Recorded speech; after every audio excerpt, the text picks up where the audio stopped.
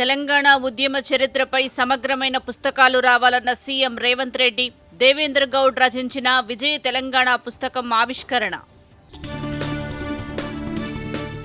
రాష్ట్రంలో ఈ ఆర్థిక సంవత్సరంలో రుణ వితరణ లక్ష్యం 3.86 లక్షల కోట్లుగా ప్రకటించిన నాబార్డ్, అనుబంధ రంగాలకు కూడా బ్యాంకులు రుణాలు ఇవ్వాలన్న మంత్రి తుమ్మల. కాజీపేట్లోని రైల్వే కోచ్ యూనిట్లో ఉత్పత్తి త్వరలో ప్రారంభమవుతుందన్న కేంద్ర మంత్రి కిషన్ రెడ్డి, ఎన్నికల హామీలను అమలుపరచడంలో రాష్ట్ర ప్రభుత్వం విఫలమైందని విమర్శ. దేశంలో మహిళా శక్తి గణనీయంగా ఎదుగుతోందన్న రాష్ట్రపతి ద్రౌపది ముర్ము, పెద్ద లక్ష్యాలను నిర్దేశించుకొని వాటి సాకారం దిశగా సామర్థ్యం పెంచుకోవాలని పిలుపు.